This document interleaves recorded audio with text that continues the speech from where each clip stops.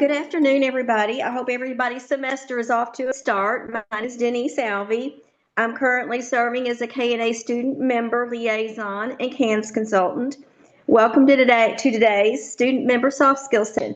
Has anybody attended one of the sessions that have been offered over the past year? You would raise your hand or type in the chat box if you did. Well, for those of you that didn't get a chance to see any of them, they are available on our K&A YouTube channel. Some of the past topics include why join, stress management, advocacy, and lifelong learning. So if you're interested in any of these topics, please check our YouTube channel out. The plan for today is to spend about 20 to 30 minutes to discuss A&A's Code of Ethics. And after that, we'll just spend a few minutes talking about some of the upcoming K&A events. Now I'd like to introduce our speaker to you, Dr. Marsha.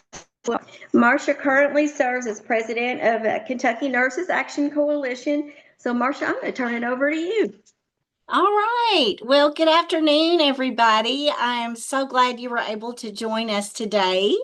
Just going to tell you a little bit about myself and then we will get started. So as Miss Alvey said, I'm the current president of the Kentucky Nurses Action Coalition and active in the Kentucky Nurses Association, and been on faculty at Madisonville Community College for going on 25 years now.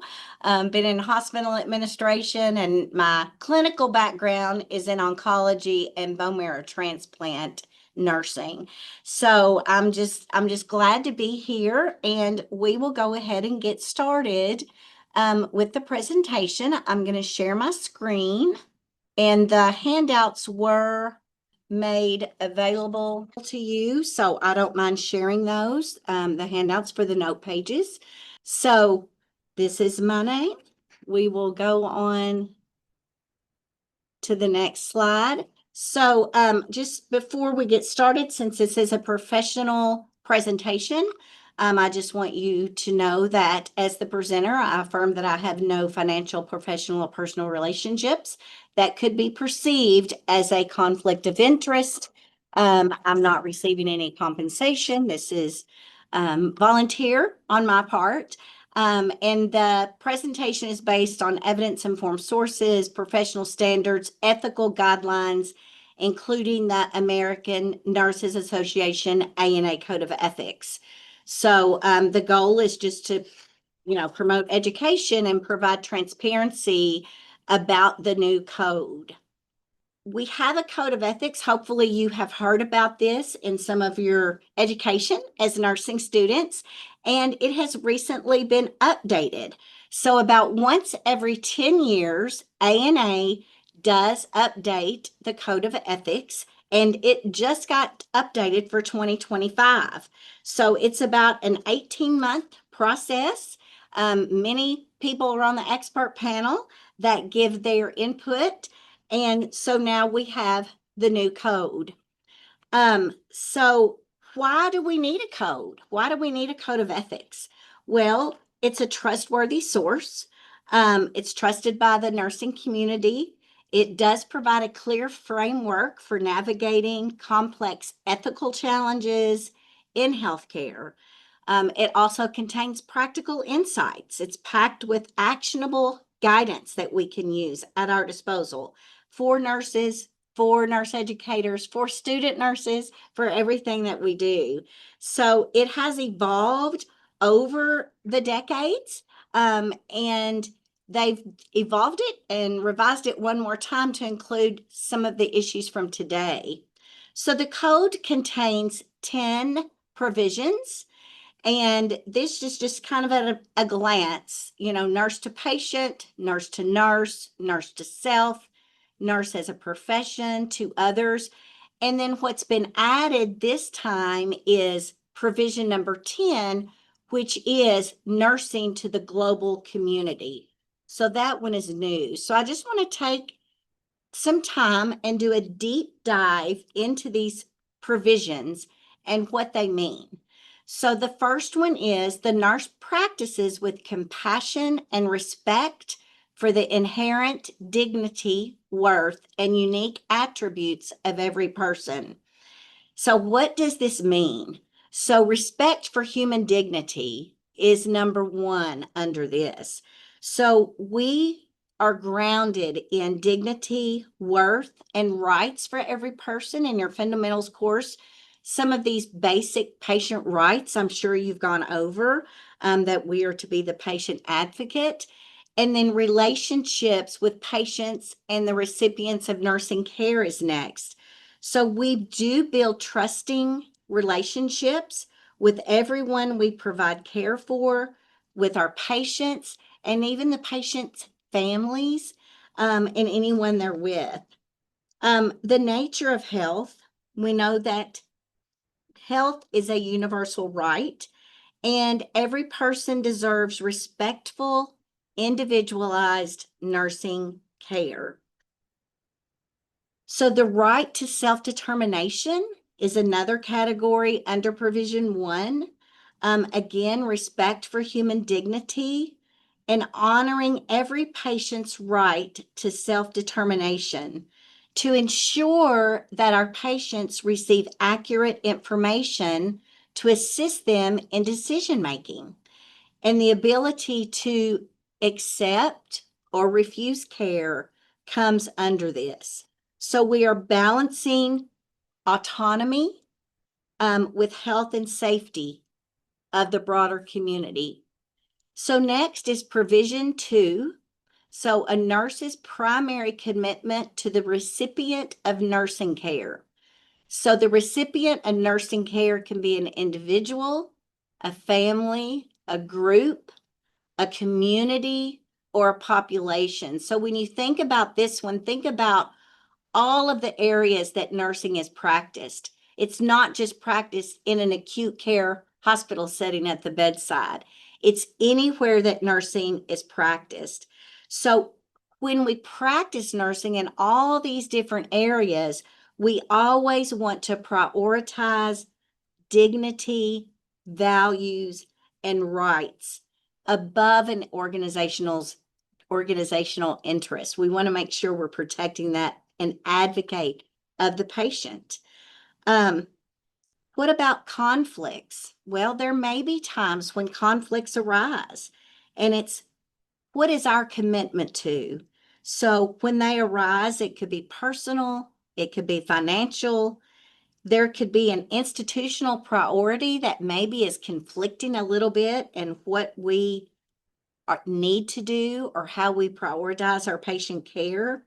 So we look at this provision and we still follow the code of ethics to provide the best care that we can and follow the code of ethics. So we want to uphold ethical practice in all that we do.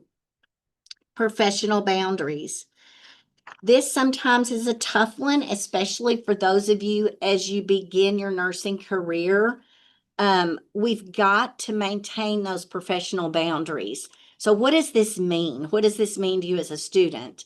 Well, it means that you're going to provide care for that patient in whatever setting, but you're not going to give every patient your personal cell phone number and go everywhere you can. And an example that I use that personally with me as a new nurse, I said I went straight into oncology. It's not always death, however, there are. And I was mentored early on by someone that said, you can't spend every day off going to a funeral. Okay. So I had to learn myself because I want to go. I got close to their family. There's times we have to set those professional boundaries. We are caring, we are ethical, we are providing that care, but we've got to set those boundaries for ourselves and those patients. So what about safety? We go into the safety of the nurse-patient relationship. This takes us back to safety. You can't give all your personal information out to the patients, but we need to evaluate that safety. Workplace safety is a top priority for Kentucky Nurses Association and our hospitals. I've been meeting recently with Kentucky Hospital Associations. What's going on? What are your priorities? Safety is a priority for them as well. So we've got to keep in mind the encounters we have and how we deal with that. Let's go on to provision 3, the nurse establishes a trusting relationship and advocates for the rights, health, and safety of recipients of nursing care. Privacy and confidentiality. This was probably spoken about your first week or so of nursing school, but we've got to maintain confidentiality. If you haven't already signed a HIPAA form, taken a little HIPAA quiz or whatever, that's what this is about. We've got to provide that confidentiality. As a nursing student, as a nurse, you're going to have people come up to you. Oh, do you know Mr. So-and-so? I think he got admitted to your hospital. Have you taken care of him? Okay, you can't talk about that. It doesn't mean that you're not caring. It doesn't mean that you don't care about that person, but you can't provide any confidential information. Excuse me, let me take a little drink. We can maintain that confidentiality and privacy while being compassionate, advocating for those who receive care. So that's our purpose, to provide care and advocate for those receiving care. We build trust and transparency. We are an advocate for our patients, no matter in what setting. Responsibility in promoting a culture of safety kind of goes along with what we talked about. We need to uphold that. We need to look at our assignments, look at where we are. And then nurses are ethically and professionally obligated to identify and report any practices that jeopardize a patient's well-being or safety. So we must report that. As uncomfortable as sometimes it may be, we are that patient advocate. If we see something, we've got to do something. We've got to say something. So provision 4, nurses have authority over nursing practice and are responsible and accountable for their practice consistent with obligations to promote health, prevent illness, and provide optimal care. So this kind of sums it all up in what we do. And again, we're talking about responsibility and accountability. That's how we are for our patients. We will have times where we are deliberating, potentially for an ethical dilemma. We're going to talk about it. We're going to look at all sources, all views, discuss this. We may need to navigate complex barriers, technological shifts, systematic pressures. This is going on. So during all this, we do need to become ethical aware, use our discernment, use our judgment, especially as complex situations evolve. We are accountable for delegating and assigning. So we need to look at our institutional policies, know what those are, and have those assignments as we can do them in a fair way. Provision 5 talks about morality, the moral duties to self, and to have a safe place to work that fosters flourishing, authenticity of self at work, and self-respect through integrity and professional competence. So we have a fundamental duty to protect ourselves, so personal health and safety. So we have to have those breaks. We have to have time off. We can't be so bogged down in work that we are jeopardizing our own mental health for the sake of others. So we've got to put that into balance. Wholeness of character.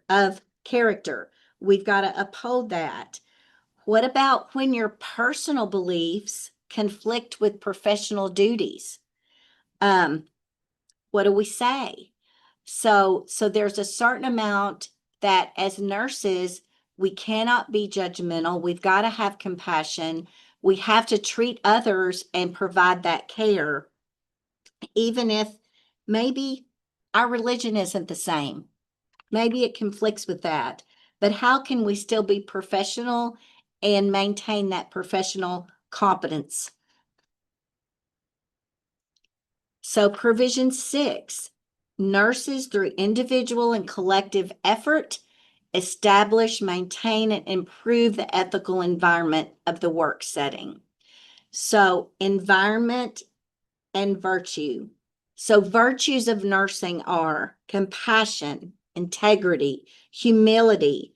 They're cultivated through our practice and our education and our experiences.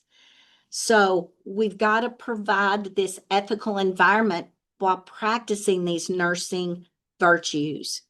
So, we cultivate that by promoting inclusivity, respect, and justice for all.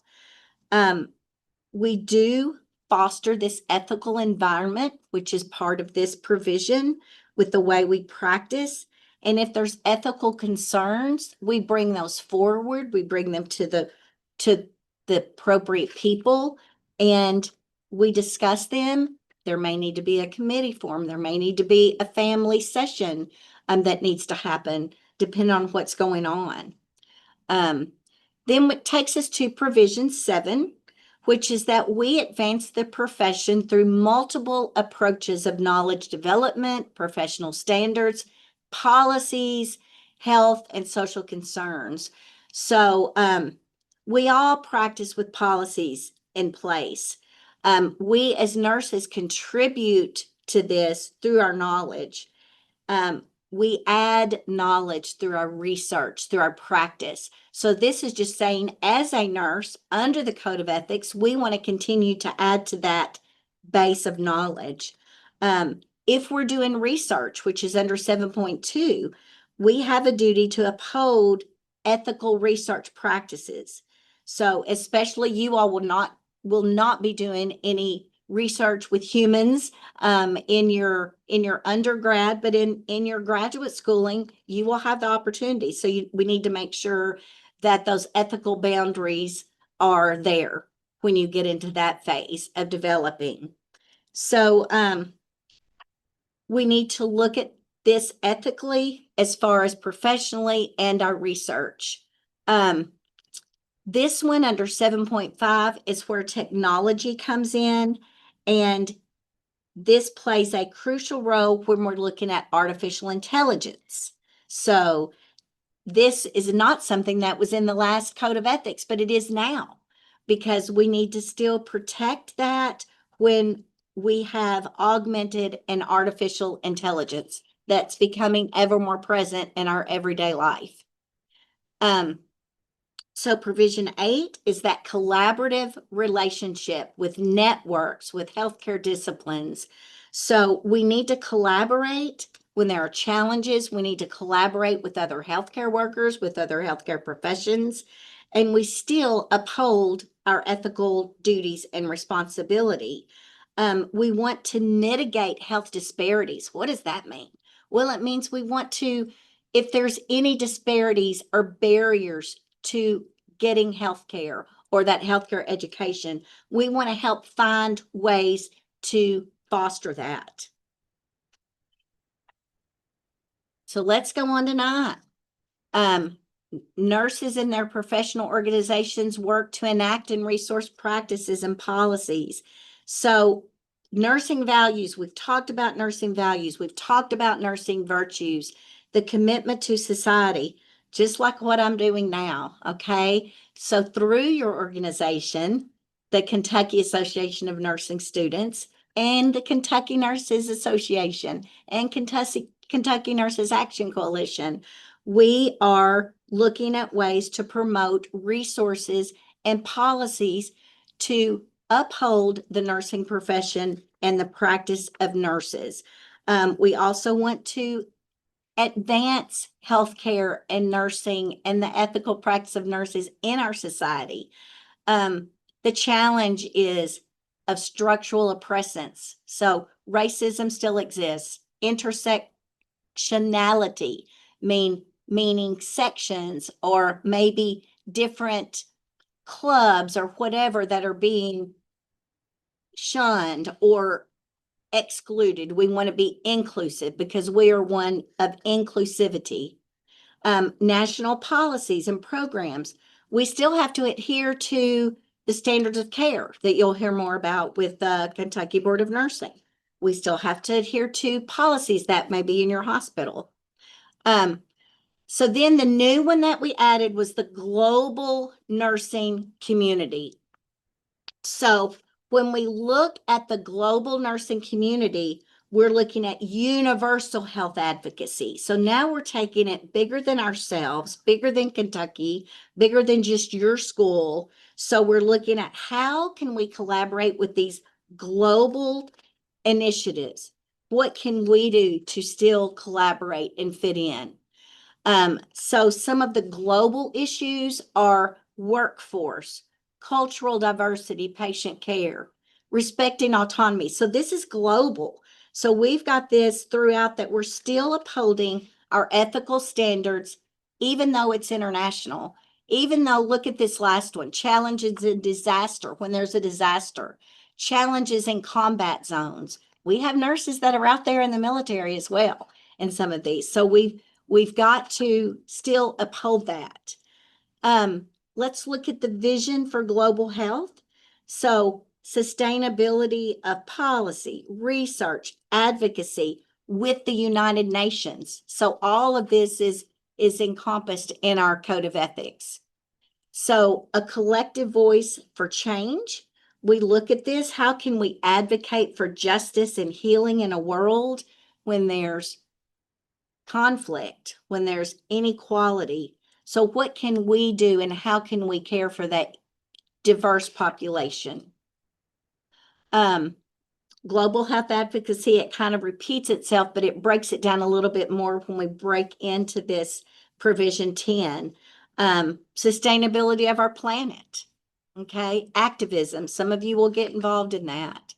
So implications for nursing. We've talked about human dignity, ethical practices, social justice, lifelong learning.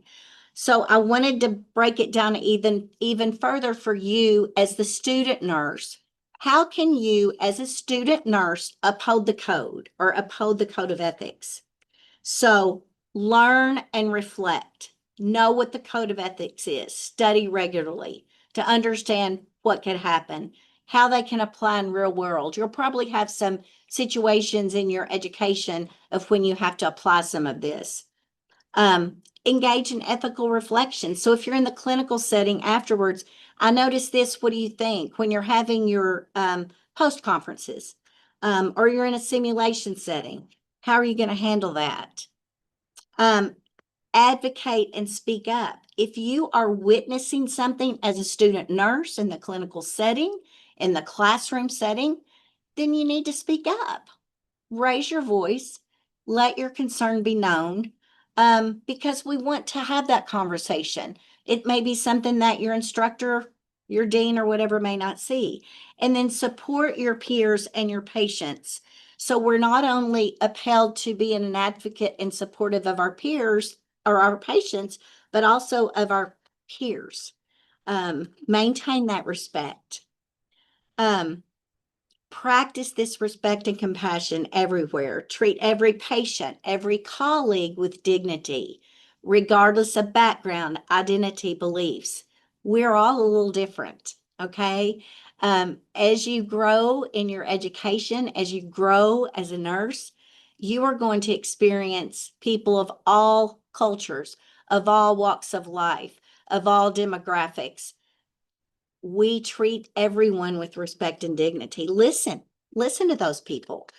You may learn a lot. When I was a very young nurse, I was fortunate enough I lived out in San Diego, California. I was the minority as a white Caucasian female. I practiced primarily with Filipino nurses and Mexican people from Mexico. And it was eye-opening and an experience in my early 20s that I'm so grateful for because it opened my Western Kentucky upbringing, closed mind to a different world. And I'm so thankful for that opportunity. Take the time to listen empathetically, talk to your patients. Commit to lifelong learning. Right now you're thinking, oh, I just got to get through undergrad. Stay curious, stay informed. It's so exciting. Everything that we can learn, every educational goal that you can meet. Mentorships, you're going to have some mentors that are assigned and some that are informal. Take advantage of those. Maintain integrity. We talked about that. Honest. You're going to learn tons about documentation, communication. Own your mistakes. Don't cover them up. We want to know, especially coming from a hospital administration background as well. If you make a mistake or if there's an error, we want to know about it so we can improve that system or improve that workflow so it doesn't happen again. Embrace diversity and inclusion. I think I kind of covered that, but challenge yourself. Challenge those biases. Open your mind. Always protect patient rights and protect the patient's autonomy. And with that, I will conclude so we don't go past 30 minutes. I've got like 26 minutes. So anyway, here is my contact. So I am Marsha.Woodall at kctcs.edu. And there is the website that takes you directly to the Code of Ethics. So the new one, so you can read that online. You do have to purchase if you want a hard copy. So I'm going to stop sharing for a moment and open the floor and let, if you've got questions for me, comments, or anything you'd like to say or add. Any questions? Anybody? Have you heard some of this before in some of your lectures? No? Has anybody heard any of this before? Yeah. Okay, Maureen, did this help let it make a little more sense? To understand a little bit more in depth about what the Code of Ethics is? It did for me. Thank you, Jennifer. Mhm. Okay, any questions or any comments or any examples? Thank you, Tess and Brenna. I see you on the chat. The student handout for you that's got note pages to the side with my slides are in the chat. So you can click on that and download it, make copies, whatever. I'm doing this for you. If you've got any questions or concerns in the future, you can email me. Be glad to have it. Anything else? Okay, any other questions or comments for Dr. Woodall? Okay, thanks, Marsha, for taking time today to share your thoughts on this topic and helping us to better understand our code of ethics and how it applies to us. You are welcome. Thank you so much for having me. Thank you. Okay, we're going to move. I know everybody's busy, so we're going to move on. And I just want to share with you all some of the upcoming K&A events. As a student member, any of these events that we talk about, you are eligible to earn honor core points for participating in these activities. First of all, we're having a fun run walk on September the 6th at Freeman Lake Park in Elizabethtown. There's a barcode on the PowerPoint there if you are interested in registering for the event. You can also register on the KNA website. We hope you and some of your fellow students can come join the fun, start a carpool, and come on down and help us walk. Also, we do have a few students that are helping us in our fun run. If you're interested in volunteering at the event, send me your contact information. I can forward it to our 5K committee chair. We need help passing out water or cheering our participants on. Some of the other upcoming events, announcements, you can register for any of these on the KNA website. First of all, we've got town halls coming up. This is a virtual event. This is an opportunity to meet and interact with our Kentucky legislators. The September 9th one is sponsored by River City, Louisville, which is a Louisville area chapter. The one on the 16th is sponsored by the Bluegrass chapter, which is the Lexington area. We also recently, KNA elected new officers. So we are having a virtual meet and greet on the 17th of September at 6 o'clock. This is an opportunity to meet your KNA leaders. We always have an annual business meeting in the fall. So that is the 25th of September at 5 p.m. This is virtual also. We're just going to do a review of the year, announce election results, talk about any resolutions or any kind of bylaw, anticipated bylaw changes that we would bring up and discuss and vote on if we needed to. Legacy and Leadership Gala. This is a fundraiser that we started last year that went over very well. So we hope this will be an annual event. This year it's going to be at the Olmsted in Louisville. In addition to dinner, the evening is going to include awards ceremony. And one of those awards is going to be given to a Student of the Year award. We used to have it a silent auction. Honor Our Legacy Nurses tribute. This is to honor those that have passed away this past year, and also a DJ. The early bird registration offers for students for the tickets for student members are $100. Full K&A members, I think there's $150. But again, registration for any of these events are on the K&A website. To the 2025 annual K&A conference. The theme this year is Nurse Leaders, Breaking Barriers, Promoting Change, Impacting Lives. This is at Spalding. Student members in person, it's $50, and virtual, it's free. So this is a great opportunity to learn more about K&A and some very important topics. Our next student meeting registration is not available for that yet. I do have a meeting with a potential speaker next week, and hopefully the presentation will be on preventing nurse burnout. So hopefully just kind of stay tuned for that. Before we close, does anybody have any questions about student membership or Honor Corps program? You can also email me about it, and at the bottom of the slide there, it's got my email address. If you do have need documentation for school that you participated in the session, please email me. Any questions, comments? Okay, if not, I think we will close out, and we thank everybody for your attendance and best wishes to everybody for a great semester. Please feel free to reach out if you have any questions. Thank you. Thank you. Thank you so much.